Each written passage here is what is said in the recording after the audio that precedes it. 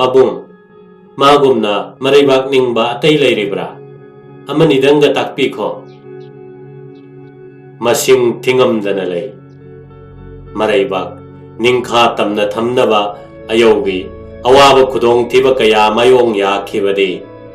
ꯃꯦꯋꯥꯔꯒꯤ ꯔꯥꯅꯥ ꯄ꯭ꯔꯇꯥꯞꯅꯤ꯫ ꯃꯦꯋꯥꯔꯗ ꯔꯥꯅꯥ ꯎꯗꯣꯏꯁꯤꯡꯅ ꯄꯥꯜꯂꯤꯉꯩꯗ ꯃꯨꯘꯜ ꯁꯝꯔꯥꯠ ꯑꯛꯕꯔꯅ ꯃꯦꯋꯥꯔꯒꯤ ꯀꯣꯅꯨꯡ ꯆꯤꯇꯣꯔꯗ ꯂꯥꯟꯗꯥꯈꯤ꯫ ꯆꯤꯇꯣꯔ ꯀꯟꯅꯅꯕ ꯂꯥꯟꯐꯝꯗ ꯃꯦꯋꯥꯔꯒꯤ ꯑꯀꯟꯕ ꯖꯥꯏꯃꯂꯥ ꯑꯃꯁꯨꯡ ꯄꯠꯇ ꯃꯄꯥ ꯃꯆꯥ ꯌꯦꯛꯅꯕ ꯀꯌꯥ ꯍꯥꯠꯂꯝꯂꯒ ꯂꯥꯟꯐꯝꯗ ꯊꯋꯥꯏ ꯊꯥꯈ꯭ꯔꯦ꯫ ꯃꯨꯘꯜꯅ ꯆꯤꯇꯣꯔ ꯖꯣꯏ ꯇꯧꯈ꯭ꯔꯦ꯫ ꯔꯥꯅꯥ ꯎꯗꯣꯏꯁꯤꯡ ꯆꯦꯟꯗꯨꯅ ꯎꯗयꯄꯨꯔꯗ ꯀꯣꯅꯨꯡ ꯁꯦꯝꯗꯨꯅ ꯄꯥꯟꯈꯤ꯫ ꯈ꯭ꯔꯤꯁꯇꯥꯕ 1562ꯗ ꯔꯥꯅꯥ ꯎꯗꯣꯏꯁꯤꯡꯅ ꯁꯤꯔꯕ ꯃꯇꯨꯡꯗ ꯃꯆꯥꯅꯨꯄꯥ ꯔꯥꯅꯥ ꯄ꯭ꯔꯇꯥꯞ ꯁꯤꯡꯅ ꯃꯦꯋꯥꯔꯒꯤ ꯁꯤꯡꯍꯥꯁꯟ ꯀꯥꯈꯤ꯫ ꯑꯗꯨꯕꯨ ꯃꯦꯋꯥꯔꯒꯤ ꯃꯅꯨꯡꯗ ꯃꯥꯒꯤ ꯂꯝ ꯑꯣꯏꯅ ꯂꯩꯔꯤꯕꯗꯤ ꯑꯔꯥꯕꯂꯤ ꯆꯤꯡꯂꯛꯇ ꯂꯝ ꯃꯆꯦꯠ ꯑꯃꯗ ꯂꯥꯟ ꯆꯦꯜꯂꯛꯄ ꯎꯗꯣꯏꯁꯤꯡꯅ ꯁꯦꯝꯒꯠꯂꯝꯕ ꯑꯄꯤꯛꯄ ꯀꯣꯅꯨꯡ ꯎꯗꯣꯏꯄꯨꯔꯒꯤ ꯃꯅꯥꯛ ꯅꯛꯄ ꯆꯤꯡꯒꯤ ꯂꯝ ꯈꯔꯇꯅꯤ꯫ ꯂꯩꯍꯥꯎ ꯆꯦꯟꯕ ꯂꯝ ꯀꯌꯥꯒ ꯂꯣꯏꯅꯅ ꯆꯤꯇꯣꯔ ꯀꯣꯅꯨꯡ ꯌꯥꯎꯅ ꯃꯦꯋꯥꯔ ꯄꯨꯝꯕꯗꯤ ꯃꯨꯘꯜ ꯅꯤꯡꯊꯧꯔꯦꯜ ꯑꯛꯕꯔꯅ ꯖꯣꯏ ꯇꯧꯗꯨꯅ ꯃꯨꯘꯜꯒꯤ ꯈꯨꯗꯨꯝ ꯃꯅꯨꯡꯗ ꯂꯩꯈ꯭ꯔꯦ꯫ ꯃꯥꯒꯤ ꯍꯧꯖꯤꯛ ꯂꯩꯔꯤꯕ ꯍꯥꯏꯕꯕꯨ ꯍꯥꯡꯂꯕ ꯂꯪꯒꯩ ꯀꯣꯅꯨꯡ ꯂꯩꯇ꯭ꯔꯕ ꯂꯩꯄꯥꯛ, ꯍꯟꯅ ꯍꯟꯅ ꯃꯥꯏꯊꯤꯔꯕ ꯅꯤꯡꯍꯟꯅꯔꯕ ꯁꯥꯒꯩ ꯅꯥꯇꯩ ꯅꯛꯅꯕ ꯃꯔꯤ ꯃꯇꯥ ꯑꯃꯁꯨꯡ ꯑꯋꯥꯠꯄꯇꯅ ꯊꯜꯂꯕ ꯃꯕꯨꯛ ꯌꯥꯎꯗ꯭ꯔꯕ ꯂꯥꯟꯃꯤ꯫ ꯑꯗꯨꯕꯨ ꯃꯥꯒꯤ ꯏꯒꯤ ꯄꯨꯛꯆꯦꯜ ꯆꯥꯎꯕ ꯑꯃꯗꯤ ꯅꯤꯡꯍꯟꯅꯗꯕ ꯊꯧꯅꯥꯗꯤ ꯃꯥꯡꯗ꯭ꯔꯦ꯫ ꯃꯥꯒꯤ ꯏꯃꯨꯡ ꯃꯅꯨꯡꯒꯤ ꯃꯥꯟ ꯃꯥꯔꯗꯤꯌꯥ ꯉꯥꯛꯄꯒ ꯂꯣꯏꯅꯅ ꯆꯤꯇꯣꯔ ꯑꯃꯨꯛ ꯍꯟꯗꯣꯛꯇꯨꯅ ꯃꯥꯒꯤ ꯁꯛꯇꯤ ꯍꯟꯖꯤꯟꯅꯕ ꯑꯃꯗꯤ ꯃꯔꯩꯕꯥꯛ ꯃꯦꯋꯥꯔ ꯅꯤꯡꯇꯝꯅꯕ ꯑꯀꯟꯕ ꯋꯥꯁꯛ ꯂꯧꯈꯤ꯫ ꯃꯍꯥꯛ ꯊꯨꯅꯃꯛ ꯃꯨꯘꯜꯒ ꯂꯥꯟꯊꯦꯡꯅꯔꯦ꯫ ꯍꯩ ꯁꯤꯡꯂꯕ ꯑꯋꯥꯠꯄ ꯂꯩꯇ꯭ꯔꯕ ꯃꯨꯘꯜ ꯁꯝꯔꯥꯠ ꯑꯗꯨꯅ ꯄꯣꯔꯝ ꯀꯌꯥꯃꯨꯛ ꯁꯤꯟꯗꯨꯅ ꯔꯥꯅꯥ ꯄ꯭ꯔꯇꯥꯞꯀꯤ ꯃꯁꯥꯒꯤ ꯏ ꯃꯆꯤꯟ ꯃꯅꯥꯎ ꯁꯥꯒꯩ ꯉꯥꯏ ꯙꯔꯃ ꯇꯤꯟꯅꯕ ꯃꯔꯨꯞ ꯃꯄꯥꯡ ꯀꯌꯥ ꯃꯥꯒꯤ ꯌꯦꯛꯅꯕ ꯑꯣꯏꯍꯟꯗꯨꯅ ꯃꯥꯒꯤ ꯃꯊꯛꯇ ꯂꯥꯟꯗꯥꯍꯟꯈꯤ꯫ ꯑꯁꯨꯝꯅ ꯃꯔꯋꯥꯔ, ꯑꯝꯕꯔ, ꯕꯤꯀꯥꯅꯤꯔ ꯑꯃꯁꯨꯡ ꯕꯨꯟꯗꯦꯔꯒꯤ ꯔꯥꯖꯄꯨꯠ ꯅꯤꯡꯊꯧꯁꯤꯡ ꯑꯃꯁꯨꯡ ꯃꯁꯥꯃꯛꯀꯤ ꯃꯅꯥꯎꯅꯨꯄꯥ ꯁꯥꯒꯔꯖꯤ ꯐꯥꯎꯕ ꯃꯨꯘꯜꯒꯤ ꯃꯤꯆꯪ ꯆꯪꯈꯤ꯫ ꯑꯗꯨꯕꯨ ꯃꯥꯒꯤ ꯑꯈꯥꯡ ꯀꯟꯕꯗꯤ ꯈꯨꯗꯣꯡꯊꯤꯕ ꯇꯥꯔꯒ ꯍꯦꯟꯅ ꯍꯦꯟꯒꯠꯂꯛꯈꯤ꯫ ꯑꯗꯨꯒ ꯑꯅꯤꯡꯕ ꯍꯟꯗꯕ ꯑꯃꯒ ꯂꯣꯏꯅꯅ ꯆꯍꯤ 15 ꯆꯨꯞꯅ ꯀꯅꯥꯒꯤ ꯃꯇꯦꯡ ꯌꯥꯎꯗꯅ ꯁꯥꯝꯔꯥꯖ꯭ꯌ ꯑꯃꯒ ꯅꯥꯏꯇꯣꯝ ꯂꯥꯟꯕꯥꯈꯤ꯫ ꯃꯥꯒꯤ ꯋꯥꯁꯛꯇꯤ ꯌꯦꯛꯅꯕꯒꯤ ꯃꯈꯨꯠꯇꯒꯤ ꯆꯤꯇꯣꯔ ꯍꯟꯗꯣꯛꯄ ꯉꯝꯗ꯭ꯔꯤꯕ ꯐꯥꯎꯕ ꯁꯅꯥ ꯂꯨꯄꯥꯒꯤ ꯄꯥꯇ꯭ꯔꯗ ꯆꯥꯕ ꯊꯛꯄ ꯇꯧꯔꯣꯏ, ꯎꯅꯥꯒꯤ ꯄꯥꯇ꯭ꯔꯗ ꯆꯥꯒꯅꯤ, ꯃꯣꯟꯗꯨꯝ ꯃꯣꯟꯇꯦꯛꯇ ꯇꯨꯝꯂꯣꯏ, ꯆꯔꯨꯒꯤ ꯐꯃꯨꯡꯗ ꯍꯤꯞꯀꯅꯤ꯫ ꯃꯄꯨꯟꯁꯤ ꯆꯨꯞꯄ ꯃꯥꯒꯤ ꯋꯥꯁꯛ ꯑꯁꯤ ꯉꯥꯛꯈꯤ꯫ ꯃꯁꯤ ꯅꯤꯡꯁꯤꯡꯕ ꯑꯣꯏꯅ ꯍꯧꯖꯤꯛꯁꯨ ꯃꯥꯒꯤ ꯃꯆꯥ ꯃꯁꯨꯁꯤꯡ ꯙꯔꯥꯅ ꯂꯥꯅ ꯁꯅꯥ ꯂꯨꯄꯥꯒꯤ ꯄꯥꯇ꯭ꯔ ꯃꯈꯥꯗ ꯂꯥ ꯊꯥꯔꯒ ꯆꯥꯏ, ꯐꯃꯨꯡꯒꯤ ꯃꯈꯥꯗ ꯆꯔꯨ ꯊꯥꯔꯒ ꯇꯨꯝꯃꯤ꯫ ꯃꯥꯅ ꯑꯀꯟꯕ ꯌꯥꯊꯪ ꯄꯤꯗꯨꯅ ꯊꯛꯁꯤ ꯈꯥꯁꯤ ꯉꯥꯛꯅ ꯆꯠꯍꯟꯈꯤ꯫ ꯃꯦꯋꯥꯔꯒꯤ ꯄ꯭ꯔꯖꯥ ꯄꯨꯝꯕ ꯇꯝꯄꯥꯛꯇꯒꯤ ꯆꯤꯡꯗ ꯍꯣꯡꯍꯟꯈꯤ꯫ ꯑꯁꯨꯝꯅ ꯃꯨꯘꯜꯅ ꯈꯨꯗꯨꯝ ꯆꯟꯈ꯭ꯔꯕ ꯃꯦꯋꯥꯔꯒꯤ ꯂꯩꯍꯥꯎ ꯆꯦꯜꯂꯕ ꯇꯝꯄꯥꯛ ꯀꯥꯟꯅꯗꯕ ꯂꯝꯍꯥꯡ ꯁꯥ ꯀꯩꯅ ꯊꯜꯂꯕ ꯃꯐꯝ ꯑꯣꯏꯍꯟꯈꯤ꯫ ꯇꯥꯇꯥꯔꯒꯤ ꯃꯨꯘꯜꯅ ꯍꯥꯏꯖꯔꯛꯄ ꯆꯥꯔꯧ ꯃꯧꯔꯧꯅꯍꯟꯁꯤ ꯍꯥꯏꯕ ꯋꯥꯐꯝ ꯑꯗꯨ ꯊꯑꯣꯏꯅ ꯇꯥꯔꯝꯗꯦ꯫ ꯈꯪ ꯍꯩꯔꯕ ꯂꯥꯟꯖꯤꯡ ꯄꯨꯔꯦꯟꯒꯤ ꯃꯇꯦꯡ ꯑꯃꯗꯤ ꯄꯥꯎꯇꯥꯛ ꯃꯇꯨꯡ ꯏꯟꯅ ꯍꯥꯡꯂꯕ ꯂꯟꯒꯩꯗꯒꯤ ꯈꯖꯤꯛꯇꯪ ꯑꯗꯨꯅ ꯂꯩꯕꯥꯛꯀꯤ ꯊꯕꯛ ꯄꯥꯡꯊꯣꯛꯂꯝꯃꯤ꯫ ꯑꯅꯧꯕ ꯌꯥꯊꯪ, ꯑꯅꯧꯕ ꯂꯧꯆꯥ ꯄꯤꯗꯨꯅ ꯄꯤꯐꯝ ꯊꯣꯛꯄ ꯂꯩꯕꯥꯛꯀꯤ ꯊꯧꯉꯝ ꯂꯦꯞꯂꯝꯃꯤ꯫ ꯀꯨꯝꯚꯜ ꯃꯤꯔꯗ ꯀꯣꯅꯨꯡ ꯍꯣꯡꯂꯦ, ꯒꯣꯟꯗꯥꯟꯗ ꯐꯖꯅ ꯉꯥꯛ ꯁꯦꯜꯂꯦ, ꯆꯤꯡꯒꯤ ꯂꯥꯟꯕꯟꯁꯤꯡ ꯁꯦꯝꯒꯠꯂꯦ꯫ ꯄꯨꯝꯍꯥꯡ ꯍꯥꯡꯂꯕ ꯔꯥꯖꯄꯨꯇꯅꯥꯒꯤ ꯂꯩꯀꯣꯜꯗꯒꯤ ꯃꯨꯘꯜꯁꯤꯡꯅ ꯀꯥꯟꯅꯕ ꯄꯣꯠꯁꯛ ꯑꯃꯠꯇ ꯐꯥꯎꯕ ꯐꯪꯕ ꯉꯝꯈꯤꯗꯦ꯫ ꯔꯥꯅꯥ ꯄ꯭ꯔꯇꯥꯞꯅ ꯑꯈꯟꯅꯕ ꯁꯒꯣꯜ ꯂꯥꯟꯃꯤ ꯄꯨꯗꯨꯅ ꯇꯝꯄꯥꯛꯇ ꯍꯥꯏꯊꯗꯨꯅ ꯃꯨꯘꯜꯁꯤꯡꯗ ꯑꯋꯥꯅ ꯃꯥꯡ ꯇꯥꯛꯄ ꯊꯣꯛꯍꯜꯂꯤ꯫ ꯁꯨꯔꯠꯇꯒꯤ ꯃꯦꯋꯥꯔ ꯐꯥꯎꯗꯨꯅ ꯃꯨꯘꯜ ꯁꯚꯥ ꯇꯥꯅ ꯄꯨꯔꯛꯄ ꯌꯨꯔꯣꯞꯀꯤ ꯂꯂꯣꯟ ꯄꯣꯠꯁꯤꯡ ꯂꯝꯕꯤꯗ ꯊꯠꯇꯨꯅ ꯃꯨꯜꯂꯤ꯫ ꯀꯔꯤꯒꯨꯝꯕ ꯀꯥꯟꯗ ꯌꯦꯛꯅꯕꯅ ꯀꯣꯏꯇꯥꯟ ꯇꯥꯟꯅꯗꯨꯅ ꯆꯤꯡ ꯑꯃꯗꯒꯤ ꯆꯤꯡ ꯑꯃꯗ ꯆꯦꯟꯗꯨꯅ ꯈꯥꯡꯉꯤ꯫ ꯏꯃꯨꯡ ꯃꯅꯨꯡ ꯃꯆꯥ ꯃꯁꯨ ꯆꯤꯡꯗ ꯐꯪꯕ ꯎꯍꯩ ꯋꯥꯍꯩ ꯆꯥꯗꯨꯅ ꯍꯤꯡꯉꯤ꯫ ꯑꯗꯨꯕꯨ ꯍꯟꯕ ꯂꯩꯇꯅ ꯃꯊꯟꯇꯅ Mughal-sing mayong yaki. Mughal Samrat Akbarna Ajmer-da magi maruoiba lansang oiduna Kristapta 1563 Rana Pratap ki mathakta landaki. Mughal ga charau morong-naba Rajput ningthau macha singso Rana Pratap na inthoi. Makhoi ga leinaba mari pumba kakthali. Aduna makhoi Pratap ki yeknaba oi. Makhoi Mughal gi michang ne asumna mabu thadokutuna yeknaba Mughal gi michang oikraba Rajput ningthau pumba gi marakta Marawar, Ambar, Bikaner amasung Bundina thoibani. Adabu Jaimal gi macha sing Pattagi mahut silhauba sing amasung Salumbar gi ningthau amadi Dilwar gi laingakpana magi mateng pangduna Mewar gi damak mathwai katki. Mughal gi michangda laikraba Rajput ningthau singa Pratap ka kayamuk yanadabage haibase Man Singha Pratap ka ani gi marakta thokiba thodok amana tai. Ambar gi ningthau Rajman Singna Solapur joi taurga halakpada Rana Pratap ka unage haiduna Kumbhal Meda lakhi. Udoi Sagar gi mapanda leitong amagi mathakta magi chanaba mathel lukoi langduna thamki. Aduga mabu taramna oknaba Pratapna magi macha amarda sinarame. Pratap masade makok chikle haiduna thorakhide. Rajput ningthau macha singi chanabi matungina atithi gi chanaba hapa pukham adu yumbu ningthau aduna atithi gi mamangda thamgadabani. Pratap leramdaba ubada Man Singna chakluk adudagi chak maru ani ahum lauraga anadevda kallaga makokta haplaga chak adu chadana hogattuna chatki. Amar Singna luk adu khunbinaba haijabada yakhide. Chalamdaida Man Singna hairame. Mana kok chikpagi maram ai khangi haina Rana da tamo. Aranba sidi kokhanba ngamlaroi. Aduga nahakna aigidamakta imangda pukham amatang thambiramdrabadi kanana thambigane. Matam maduda Rana Pratapna haiki. Aina pukham ama namangda thamhaudaba adu yamna nungaite. Adubo aide machal nupibu tarki Mughal-da thajaba amasung chamin thakminnaba yaba Rajput amagadi chamin thakminnaba ngamloi. Raja Man Singna anadevda katlaba chak maru khara magi koyetta hapkhiba adu lauthokraga hairei. Aikhoina isagi oijaba thadokliba ichanisa totki-da sinariba si nangi ikai khumnaba ngaknabani hengatnabani.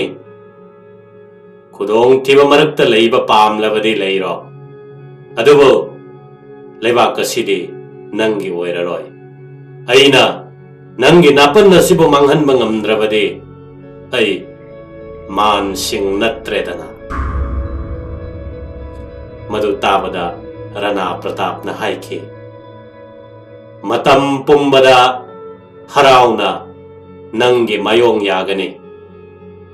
Nangi nanegi mawa Akbar busu purakpa kaugano.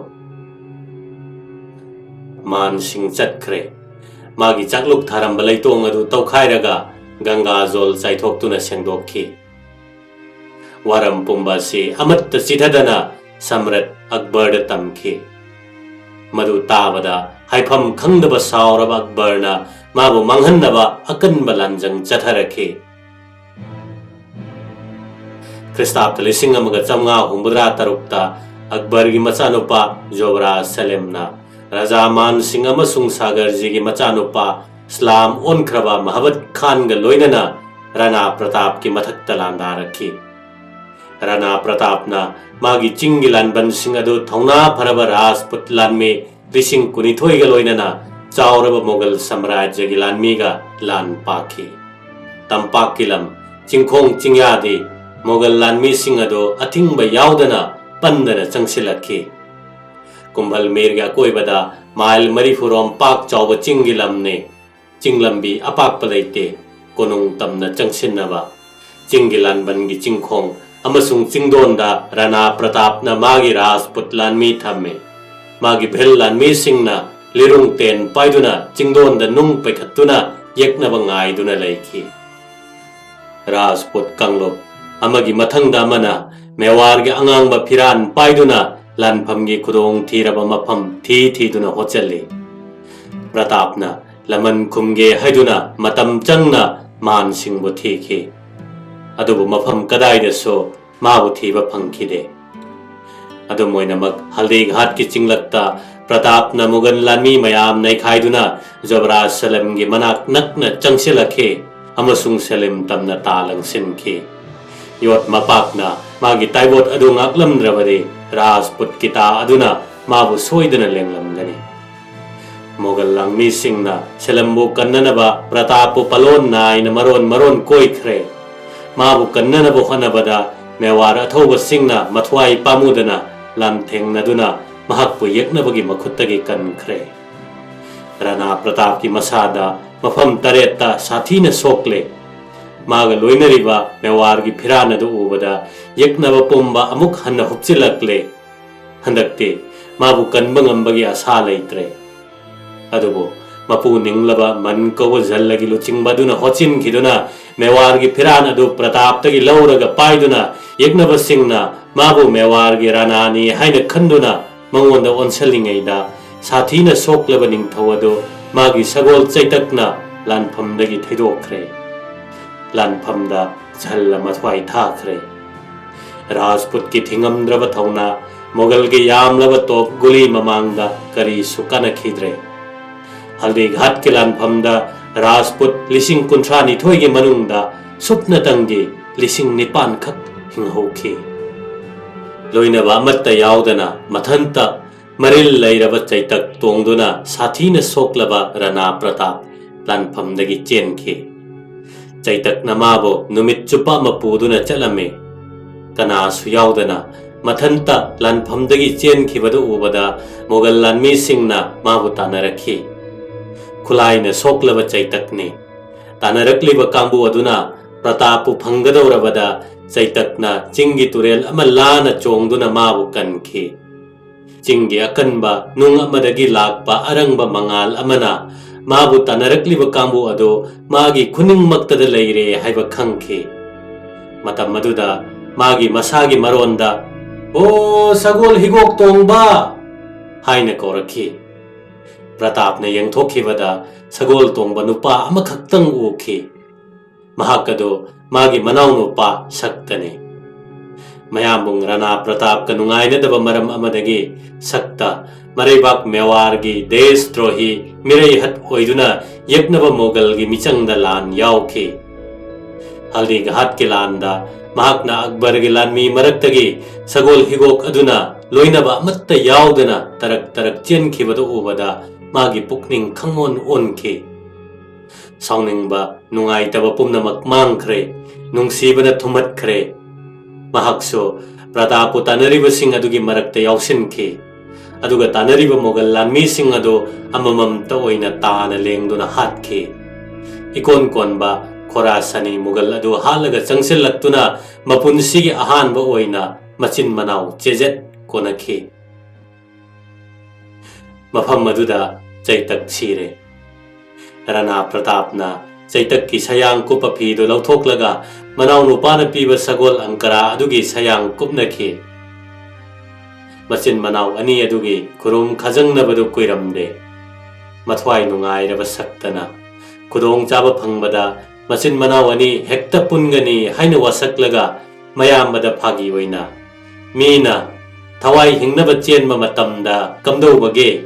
हाइना हंगलमलगा प्रतापतगी विदाई लौदुना चटखी असुमना ख्रिस्ताब्द 1953 की जुलाई था थवान की तरेटनी पानब नुमित्ता हल्दी घाट की चिंग लंबी अदो मेवार के थौब सिंगे ख्वाइदगी हेन फरब इन लौखोंग ओइना चलहनखी राजपुत निंगथौ मचा चमगा हेन सीखी मदुगी मनुंगदा गोलियोर की निंगथौ बम सहा अमसुंग मागी मचा खंदेबाव अमदी झल्लगिलु चिंगबा मान यावख्रे हल्दी घाट की लानफमदा माई पाकलब सेलेमना था खरगी मतुंगदा अमुखन्ना प्रताप माइथीब पीदुना कुंभल मेर क्वेश्चन खरे अदुगा साबास थाजिंदुना ꯁꯍꯔ ꯑꯗꯨ ꯆꯩꯈꯥꯏꯔꯝꯃꯤ꯫ ꯑꯗꯨꯝ ꯑꯣꯏꯅꯃꯛ ꯄ꯭ꯔꯇꯥꯞꯅ ꯍꯟꯕ ꯂꯩꯇꯅ ꯃꯇꯝ ꯁꯥꯡꯅ ꯂꯥꯟꯊꯦꯡꯅꯔꯝꯃꯤ꯫ ꯃꯃꯩꯗ ꯑꯛꯕꯔꯒꯤ ꯃꯤꯆꯪꯗ ꯌꯥꯎꯈ꯭ꯔꯕ ꯑꯕꯨꯒꯤ ꯗꯦꯋꯔꯥ ꯅꯤꯡꯊꯧꯒꯤ ꯅꯝꯊꯥꯛ ꯂꯧꯅꯝꯅ ꯅꯥꯎꯒꯨꯟ ꯒꯨꯍꯥꯒꯤ ꯏꯁꯤꯡ ꯐꯠꯍꯟꯗꯗꯨꯅ ꯁꯤꯖꯤꯟꯅꯕ ꯌꯥꯔꯛꯇ꯭ꯔꯕꯗ ꯄ꯭ꯔꯇꯥꯞ ꯀꯨꯝꯕꯜ ꯃꯤꯔ ꯊꯥꯗꯣꯛꯇꯨꯅ ꯆꯋꯟꯗꯥꯗ ꯍꯟꯗꯣꯛꯈꯤ꯫ ꯀꯣꯝꯕꯦꯜ ꯃꯔꯖꯣꯏ ꯇꯧꯔꯕ ꯃꯇꯨꯡꯗ ꯃꯣꯒꯜꯁꯤꯡꯅ ꯆꯪꯁꯤꯟꯗꯨꯅ ꯔꯥꯖꯥꯃꯥꯟꯁꯤꯡꯅ ꯒꯣꯟꯗꯥꯟꯗ ꯆꯈꯥꯏꯔꯦ꯫ ꯃꯍꯕꯠ ꯈꯥꯟꯅ ꯎꯗꯩꯄꯨꯔ ꯄꯥꯏꯁꯤꯟꯈ꯭ꯔꯦ꯫ ꯑꯗꯨꯒ ꯐꯔꯤꯗ ꯈꯥꯟꯅ ꯆꯋꯟꯗ ꯂꯥꯟꯗꯥꯅꯕ ꯈꯥꯔꯣꯝꯗꯒꯤ ꯆꯪꯁꯤꯜꯂꯛꯈꯤ꯫ ꯑꯃꯁꯨꯡ ꯁꯥꯒꯩꯒꯤ ꯅꯤꯡꯊꯧ ꯃꯆꯥ ꯑꯃꯅ ꯄꯟꯋꯥꯔꯒꯤ ꯄ꯭ꯔꯖꯥꯁꯤꯡꯅ ꯃꯉꯣꯟꯗ ꯄꯤꯔꯝꯕ ꯃꯇꯦꯡ ꯄꯨꯝꯅꯃꯛ ꯊꯤꯡꯖꯤꯟꯈꯤ꯫ ꯑꯁꯨꯝꯅ ꯃꯥꯏꯀꯩ ꯃꯔꯤꯃꯛꯇ ꯃꯥꯕꯨ ꯀꯣꯏꯁꯤꯟꯈ꯭ꯔꯕꯁꯨ ꯑꯃꯁꯨꯡ ꯆꯤꯡꯅꯨꯡ ꯃꯅꯨꯡꯗ ꯂꯩꯕ ꯃꯥꯒꯤ ꯑꯔꯣꯟꯕ ꯂꯣꯠꯐꯝ ꯄꯨꯝꯕ ꯃꯣꯒꯜꯁꯤꯡꯅ ꯂꯧꯁꯤꯟꯈꯤꯗꯨꯅ ꯄ꯭ꯔꯇꯥꯞꯀꯤ ꯑꯁꯥ ꯑꯃ ꯐꯥꯎꯕ ꯂꯩꯇꯕꯒꯨꯝ ꯎꯔꯕꯁꯨ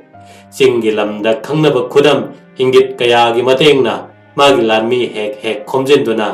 ꯃꯣꯒꯜꯁꯤꯡꯅ ꯐꯤꯕꯝ ꯁꯦꯝꯗ꯭ꯔꯤꯉꯩꯗ ꯏꯈꯪ ꯈꯪꯍꯧꯗꯅ ꯂꯥꯟꯗꯥꯗꯨꯅ ꯃꯣꯒꯜ ꯂꯥꯟꯃꯤꯁꯤꯡꯅ ꯑꯀꯤꯕ ꯄꯣꯛꯄ ꯂꯥꯟꯑꯣꯡ ꯊꯦꯡꯅꯔꯝꯃꯤ꯫ ꯑꯁꯨꯝꯅ ꯌꯥꯝꯅ ꯍꯩꯁꯤꯡꯅ ꯃꯥꯕꯨ ꯐꯥꯒꯦ ꯈꯟꯅ ꯐꯔꯤꯗꯅ ꯄꯨꯁꯤꯜꯂꯛꯄ ꯂꯥꯟꯃꯤ ꯇꯦꯡꯒꯣꯜ ꯑꯃ ꯆꯤꯡ ꯑꯅꯤꯒꯤ ꯃꯔꯛꯇ ꯊꯠꯇꯨꯅ ꯃꯤ ꯑꯃ ꯐꯥꯎꯕ ꯈꯥꯛꯇꯅ ꯇꯨꯝꯅ ꯍꯥꯠꯈꯤ꯫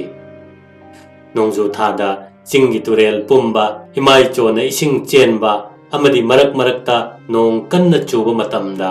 ꯄ꯭ꯔꯇꯥꯞ ꯄꯣꯊꯥꯕ ꯐꯪꯕ ꯅꯠꯇꯅ ꯂꯥꯟꯗꯤ ꯂꯦꯞꯄ ꯂꯩꯔꯝꯗꯦ꯫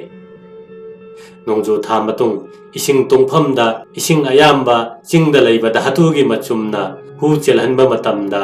ꯂꯩꯐꯝ ꯇꯪꯗꯥꯡꯕ ꯃꯐꯝ ꯈꯪꯗꯕ ꯁꯛꯎꯗꯕ ꯌꯦꯛꯅꯕꯒ ꯂꯥꯟ ꯇꯧꯕ ꯑꯁꯤ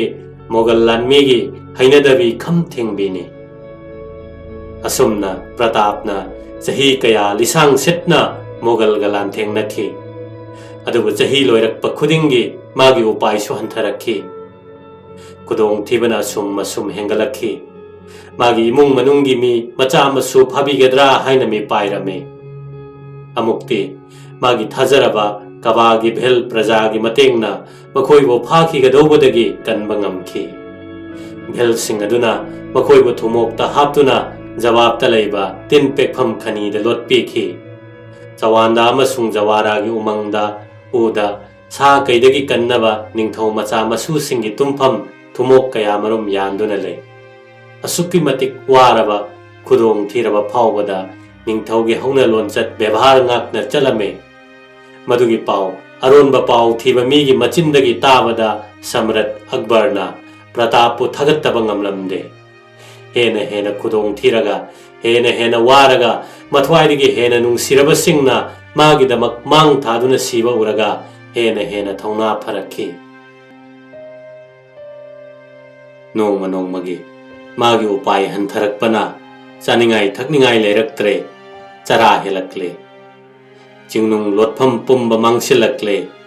ꯏꯃꯨꯡ ꯃꯅꯨꯡ ꯃꯆꯥ ꯃꯁꯨꯁꯤꯡꯒꯤ ꯈꯨꯗꯣꯡꯊꯤꯕ ꯈꯝ ꯊꯦꯡꯂꯦ꯫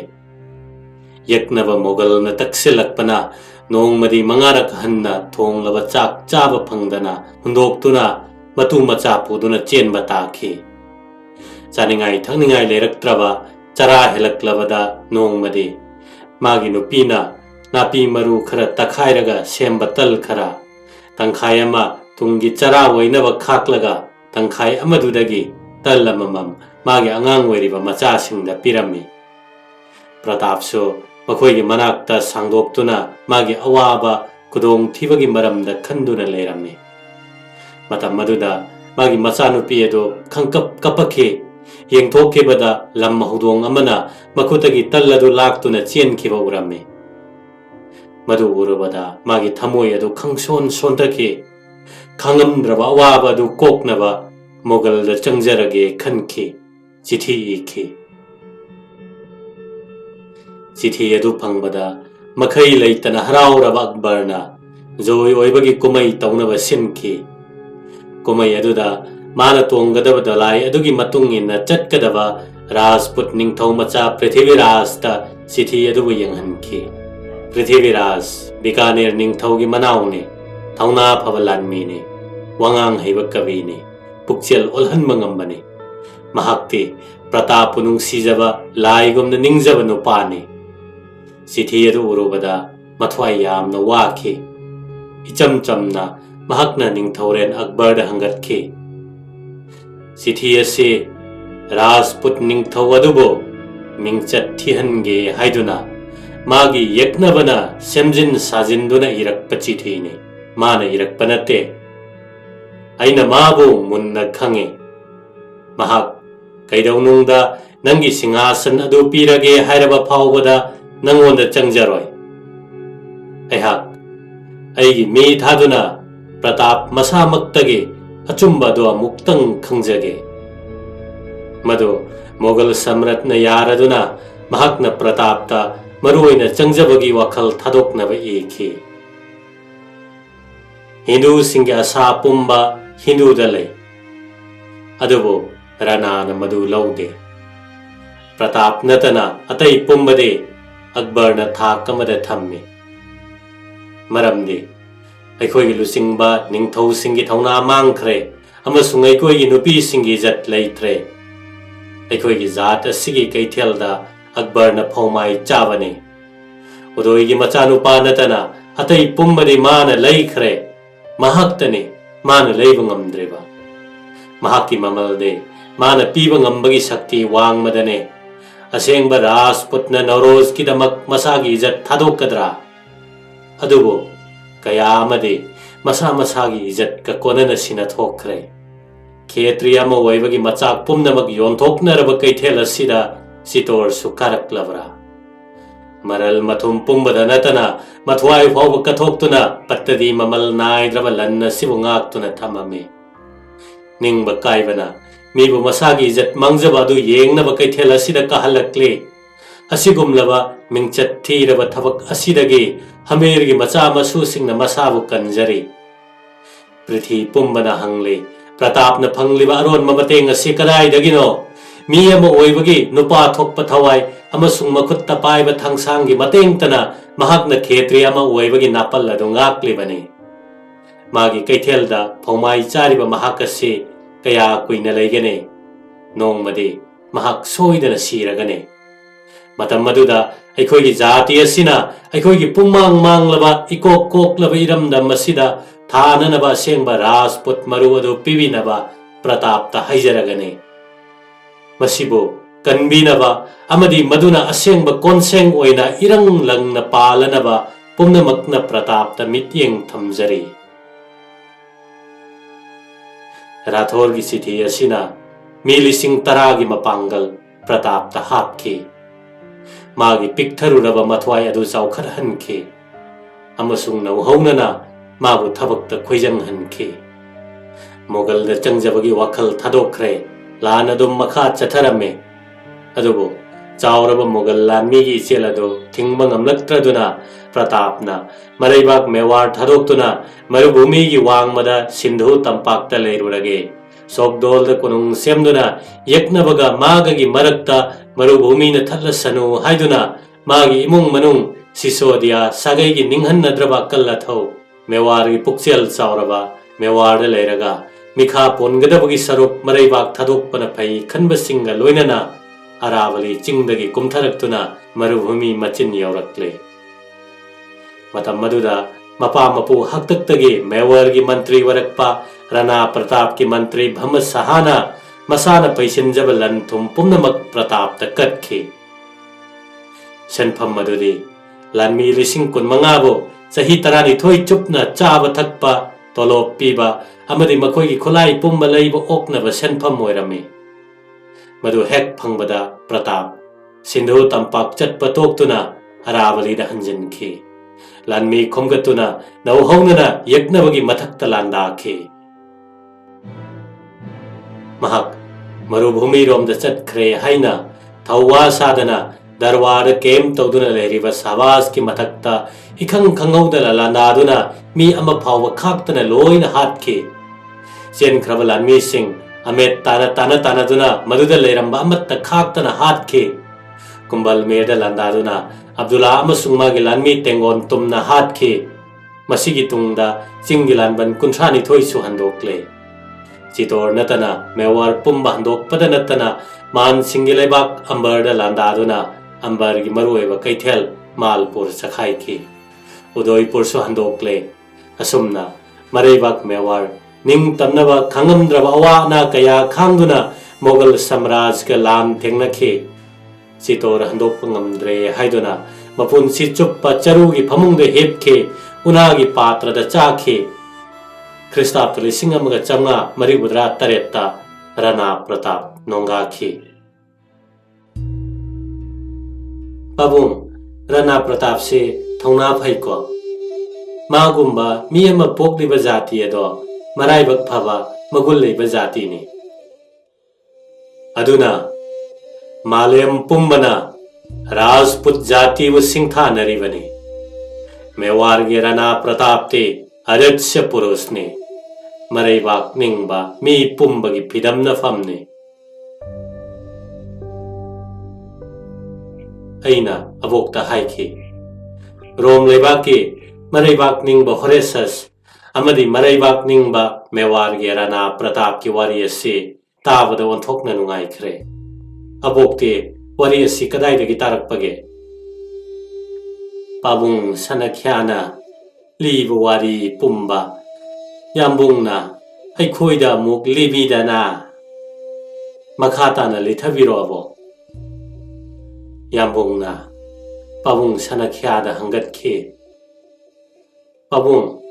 aikhoigi leibak Maitrabak Manipura sidade Maraibak ningba Maraibak kidamak thawaina pontha pikhiba amatta pokhidabra Karigi poktani Maitai aikhoisu magun leiraba jati ni Makhoi kharadangi wari libiyo Pabung